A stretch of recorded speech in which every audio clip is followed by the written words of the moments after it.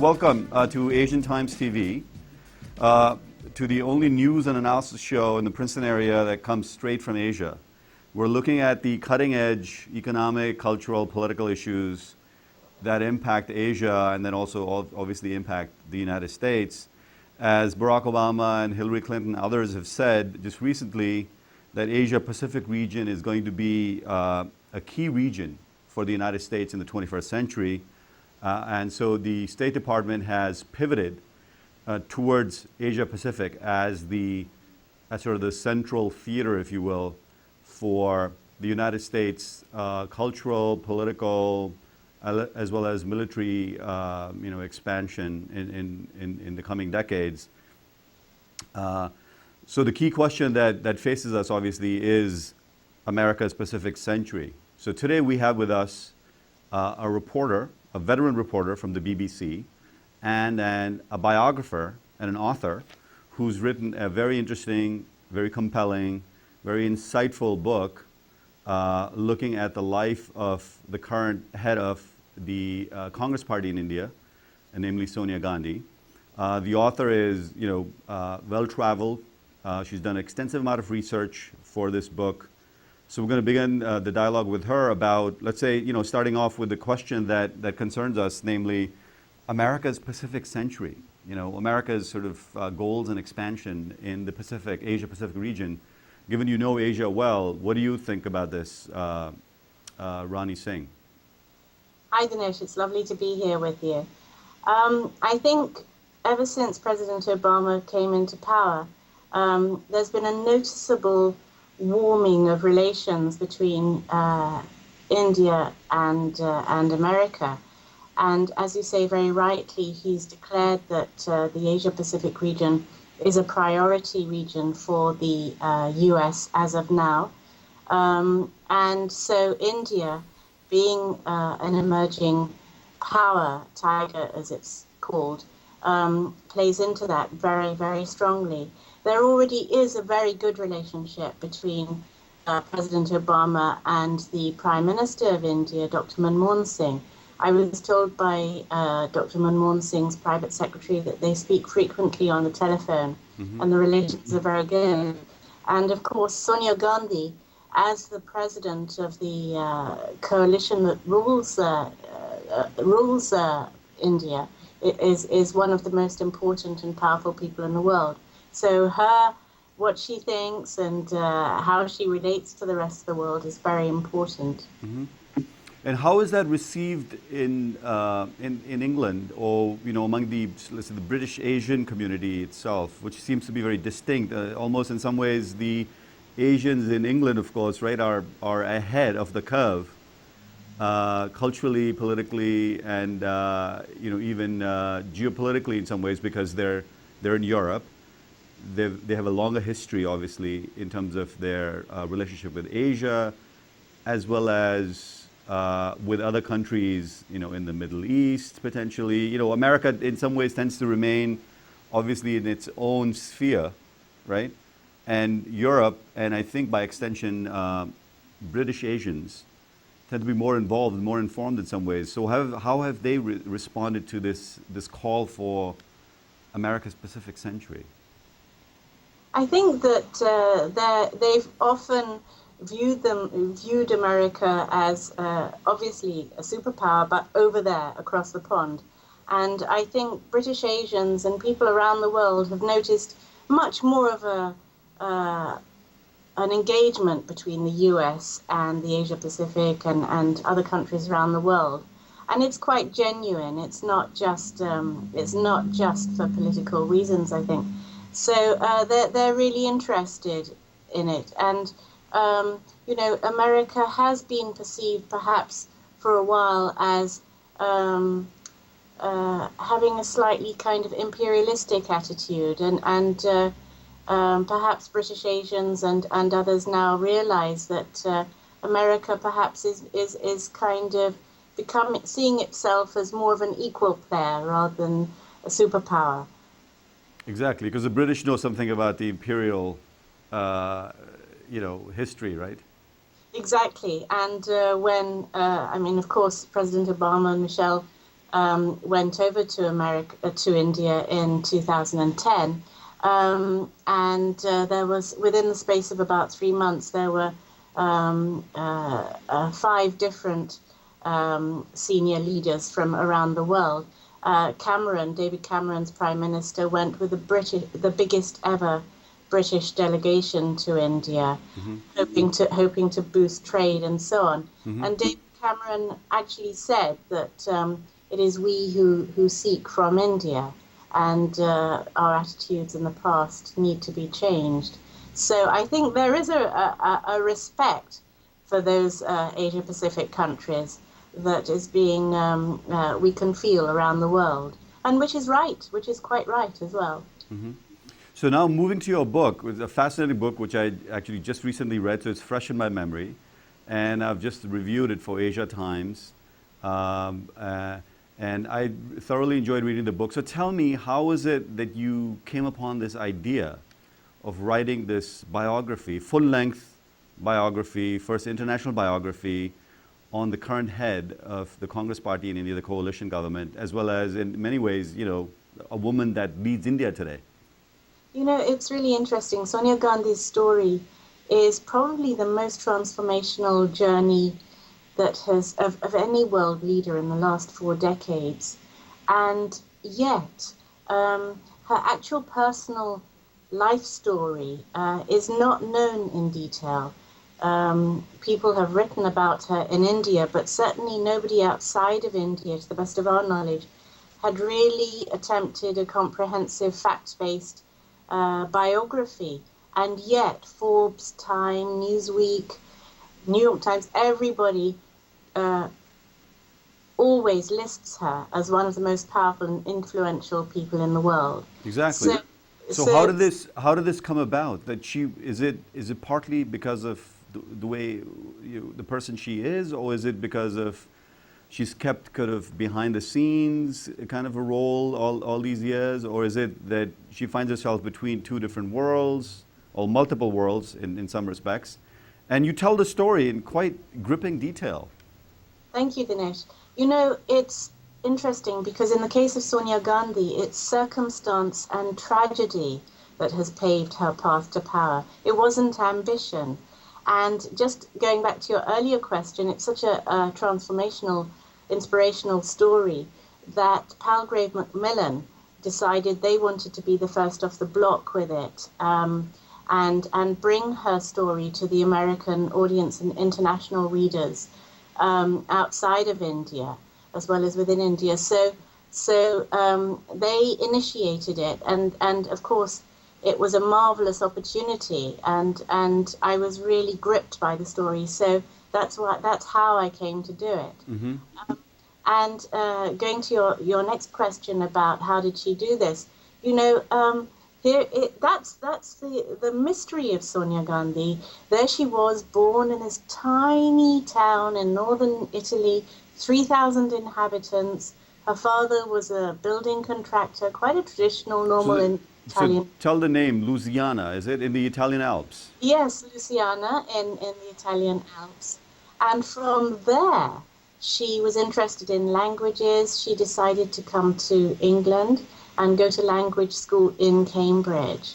And it was there that she happened to meet and fall in love with Rajiv Gandhi, who was the son of, she was then a minister in the Indian government, but later to become prime minister. Right. And and now Sonia is ruling over virtually the virtual ruler. Well, tell us about the mother, or the mother-in-law in this case, who of course everybody knows, Indira Gandhi. Rajiv Gandhi was the son of Indira Gandhi, the grandson of Jawaharlal Nehru, the first Prime Minister of India.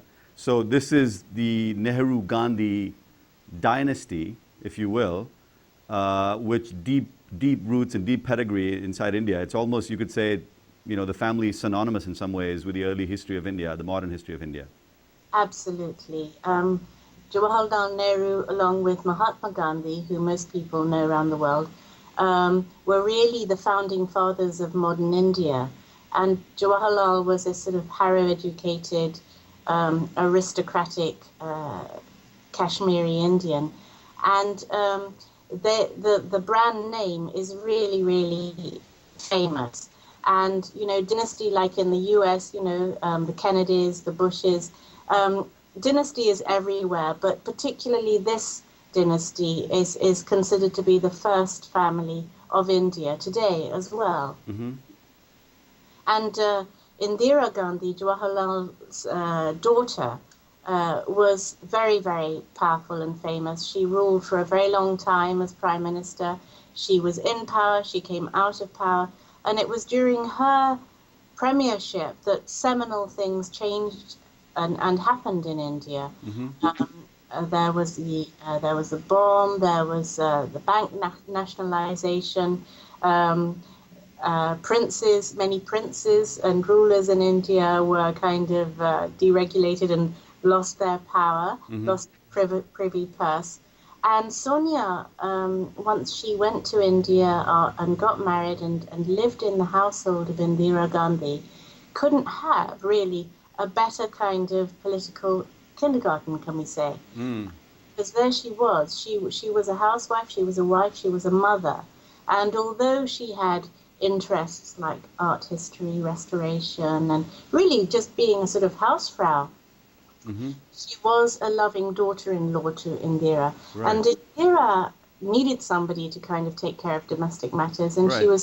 she was very family orientated. So Indira liked to have world leaders and so on Right. come to the house for lunch and dinner and so on. So just imagine, Right. you know, at your lunch table, at your dinner table, you would be having some of the most powerful people in the world. Right. And Sonia was there. And Yeah, it was fascinating when I read, you know, of course, you know, when she came to limelight, when her husband, of course, became prime minister. Of course, she was, you know, prior to that point, she was really almost a shadow figure in the background by Yes. design and by purpose, right? Because Rajiv Gandhi didn't want to be involved in politics, yeah? Yes, yes. But then when she comes into limelight, of course, the Bahu factor, the daughter-in-law factor becomes quite politically charged in the Indian political scene, and of course, some of it also in the Western press. But you know, the thing that I found very sort of interesting and fascinating in your book was this almost mother-daughter relationship that Indira Gandhi strikes with her daughter-in-law, partly maybe because she only had two sons, right? And partly also because she grew up in this, you know, highly esteemed family as the only child Yes. of a luminary, Yes. like a world statesman, and she's of course comes of age herself with literally at the knee of Mahatma Gandhi Yeah. and Jawaharlal Nehru, right? Yeah. You're And and she loses her mother quite early. Indira Gandhi's mother passes away early, right? Yeah. Indira Gandhi's mother died at 36 of an illness. Right. And so that was quite traumatic.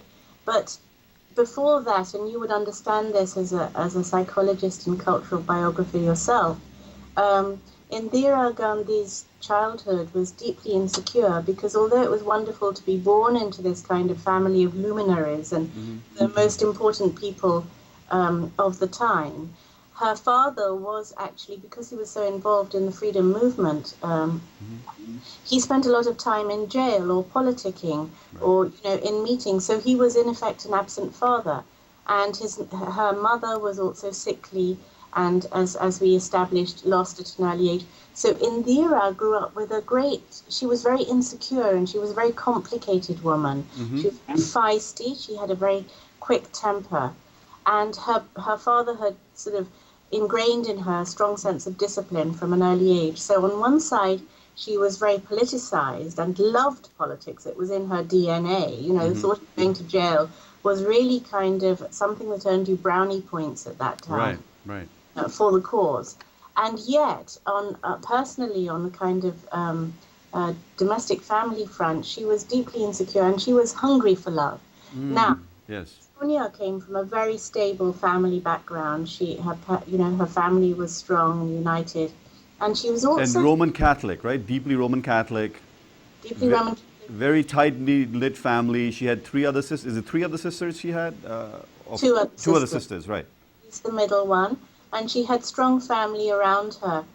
When she was around 9 or so, her father moved the whole family to a small town, Orsano, near Turin, which was the Detroit of Italy at that time, Right. and Fiat capital. That's right. To kind of improve family prospects because the parents were ambitious certainly for Sonia and the rest of the girls. Right.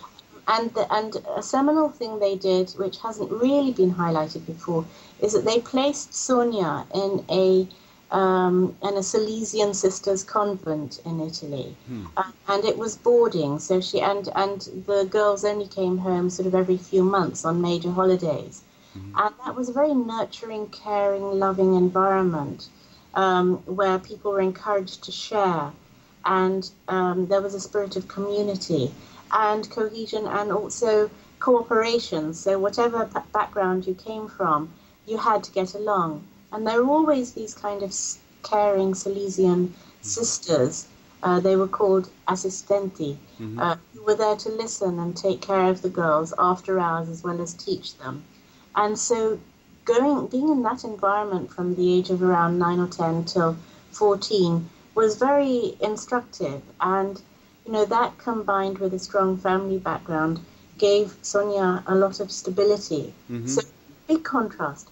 So she was able to fit in to other environments and family situations quite easily. And that is one of the secrets to Sonia's personality, that she had this strong family upbringing, nurturing environment and boarding.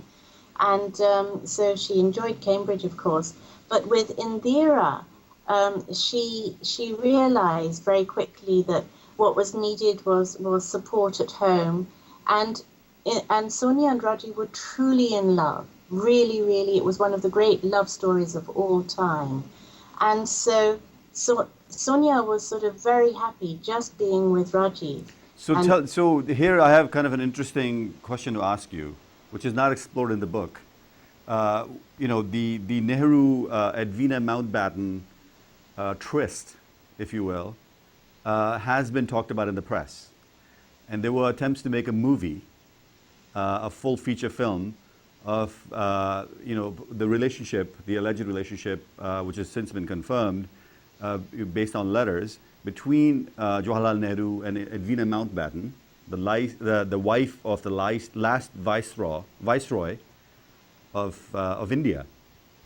And can you talk about that, or is that something that's sort of something you're not comfortable talking about? I'm comfortable talking about stuff, but the thing is, I haven't really researched that. That didn't form part of this story, Dinesh. And there is another writer, an English girl, who has gone into that. You mean Catherine Clement, is it? Pardon? Catherine Clement is the author who wrote this book, right? Edwina and Nehru or something. Yeah, there have been a few books about this. Okay. Several. M.J. Akbar, Alex von Tusselman has also written. So I think they are the experts on that particular... But is there a continuity between the grandfather and the grandson, in the sense that Rajiv Gandhi, of course, falls in love with a Western woman. She becomes in love of his life, and she moves to India with him. She becomes Indian, literally, as you say in your book. She really transforms herself in many ways. That's a really interesting theory, which you have put out in your review, and that didn't really. It was only really when you articulated it that it occurred, that it kind of became prominent in my mind. And I mean, Rajiv genuinely fell in love with Sonia. They were at a varsity, at a restaurant called the Varsity in Cambridge, which they all tended to frequent. And he spotted her there in the restaurant and asked one of his friends to introduce him. So it was literally one of those wow moments, love at first sight. She was exquisitely beautiful, Dinesh. Yes. If you look at some early photos, she was stunning. She was kind of Jackie Kennedy-esque, sort of long auburn hair. Right. She used to wear these shades, and she had an amazing figure. She was very sporty. She was very stylish. And Rajiv himself was drop-dead gorgeous too. He was really tall, He had beautiful skin. He had long eyelashes, liquid brown eyes. Right. It was like there was an immediate chemical kind of reaction, if you can put it like that. But her And family was not supportive of very much like in a Bollywood script. Her family says, no, you cannot do this, but she goes ahead and marries her Prince Charming, if you will, anyway, right? yeah, and this demonstrates something about Sonia's character. She knows how to play the long game because they were dating. They were very serious about each other in Cambridge, and they had decided they wanted to spend their futures together. And Sonia's parents were traditional, and her father, Stefano, had decided that, let alone an Indian, she should just not marry out. And though Rajiv did save up money and went to the family home in Italy Right. to try and to ask for Sonia's hand in marriage formally, and the father did like him and said that you know the boy, he's really good, but he thought that if there was a way to kind of dissuade Sonia, he would go for it. So she asked if she could go to India immediately, and he asked her to wait for a year, and Rajiv, and he said that if after a year your feelings are still as strong, I will allow you to go to India. He thought that their feelings would cool. He didn't realize the strength of the relationship. And Sonia, instead of kind of maybe some other girls would have kind of thrown a tantrum or just gone ahead and done it anyway, she said that she didn't want to hurt anybody. So she took various interpreting assignments in Italy. She and Rajiv were in contact. They wrote to each other. And she did wait out that year, however hard it was for her, because they were madly in love. So And fast forward now to the tragedy that unfolds, right? Because there's a huge tragedy then that plays out yes, in her life and in the life of India, the life of the nation, if you will, right? A huge tragedy plays out.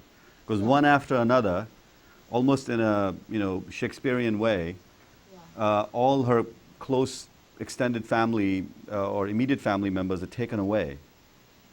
And then she obviously mourns through their loss and then comes into her own.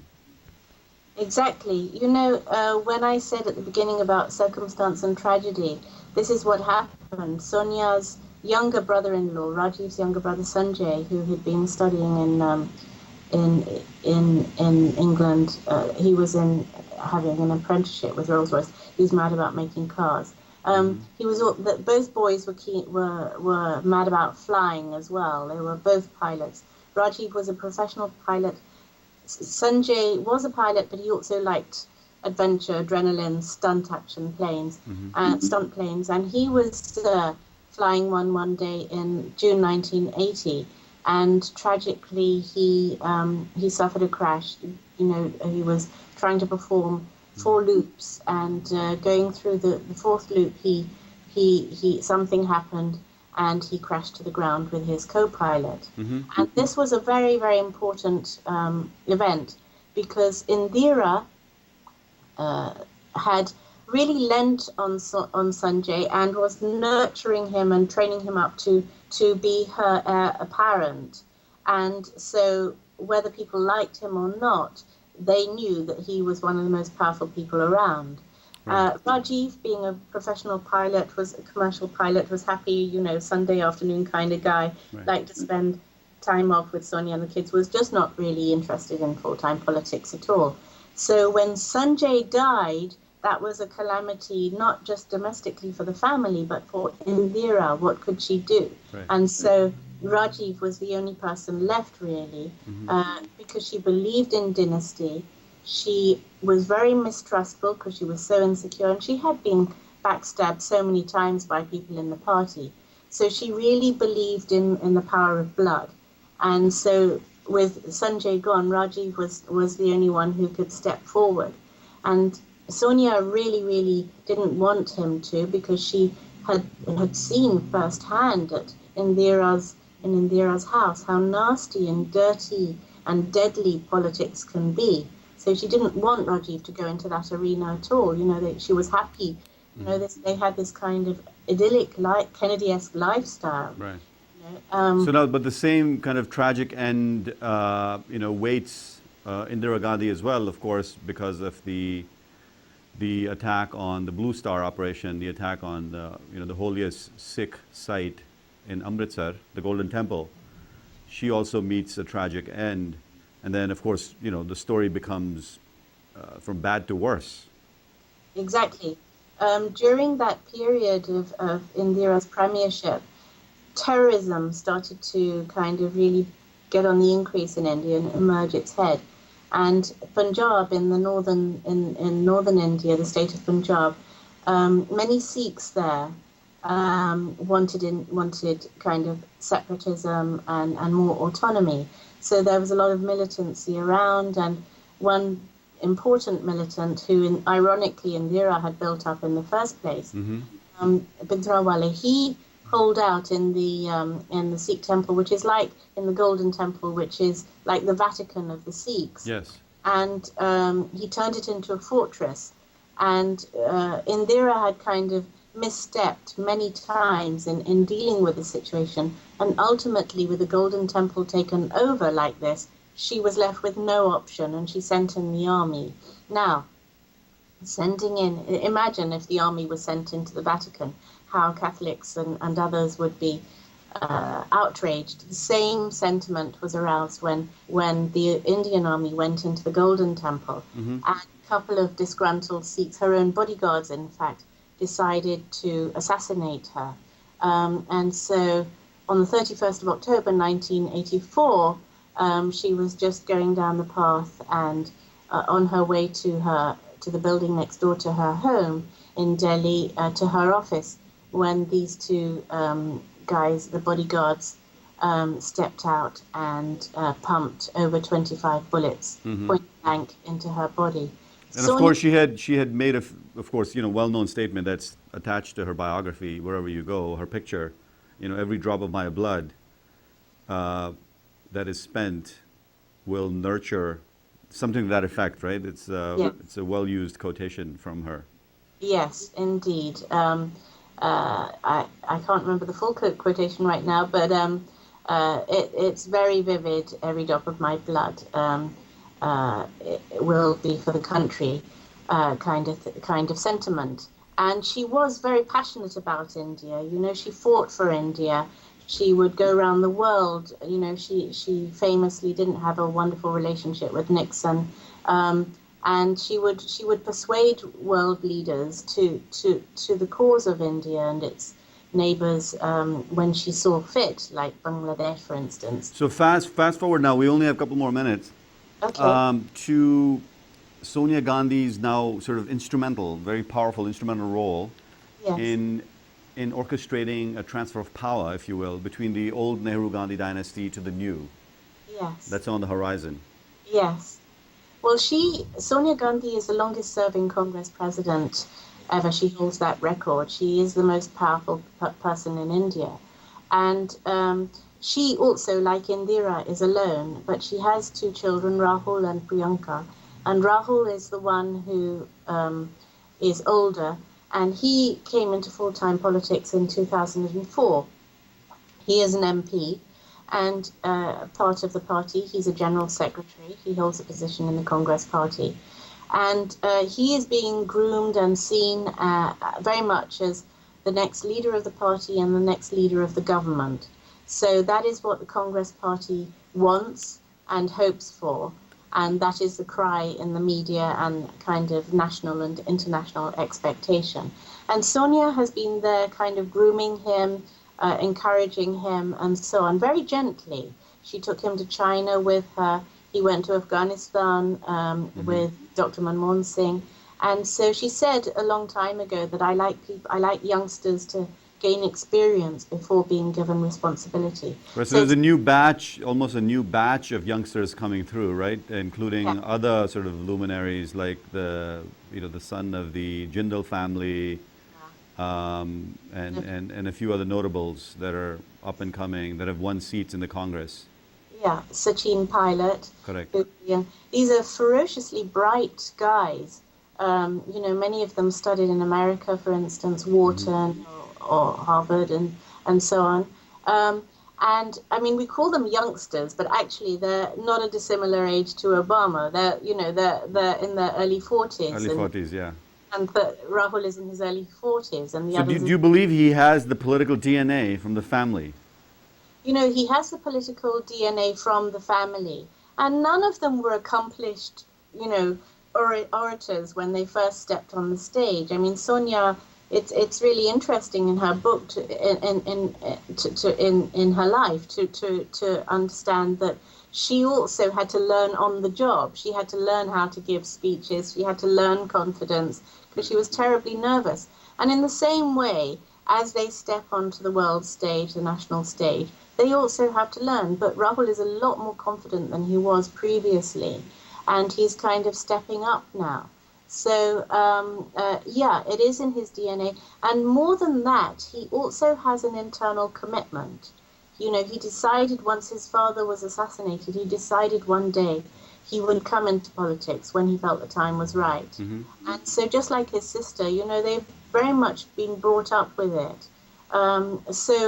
There's that great picture you have in the book of Jawaharlal Nehru, standing right next to his grandson, or great-grandson in this case, at the Teen Murti itself. Yes. This is I thought it was a great picture. So where can people get the book? Where is it available? Tell us, where can they get Amazon or bookstores locally, etc.? Yeah, it's available in on Amazon, Amazon.com, and you just type in Rani Singh Sonia Gandhi and it'll come up.